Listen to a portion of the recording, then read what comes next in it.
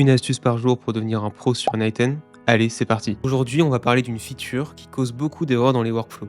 Je vais vous montrer avec cet exemple. Ici, j'ai un workflow qui permet d'envoyer des mails à différentes personnes. J'ai préparé quelques emails de test, donc juste ici, qui sont dans une collection. Ensuite, ces emails sont splits et passent dans une boucle pour ensuite adresser un email à chacune de ces personnes. Donc là, il faut imaginer que c'est un module d'email, donc comme Gmail, comme Outlook par exemple. Et une fois que ces mails sont envoyés, je m'envoie une notification sur Slack, j'exécute le workflow. On peut voir que les 3 emails ont bien été envoyés et que j'ai reçu une notification. Je check mon Slack et on peut voir sur mon Slack que j'ai reçu en fait 3 notifications comme quoi l'email a bien été envoyé. Mais alors comment régler ce problème? Eh bien en fait dans la partie loop, vous allez ensuite dans la partie settings et faites bien attention à cocher la partie execute once. En fait la fin de la boucle va être exécutée pour autant d'items qu'il y a dans la boucle, si vous ne cochez pas cette option. Donc ça peut être utile dans certains cas où vous voulez exécuter un nombre d'actions similaire au nombre d'items qui sont présents dans la boucle, sauf pour les workflows où, suite à la boucle, vous voulez ensuite exécuter qu'une seule fois la suite. Dans mon cas, j'ai envie de m'envoyer une seule notification pour m'informer de l'envoi de ces emails, donc en fait il faut que j'exécute l'output, donc la sortie, qu'une seule fois. Je recommence, et on peut voir cette fois-ci qu'il y a bien un seul item qui a été exécuté, et qu'une seule notification m'a été envoyée.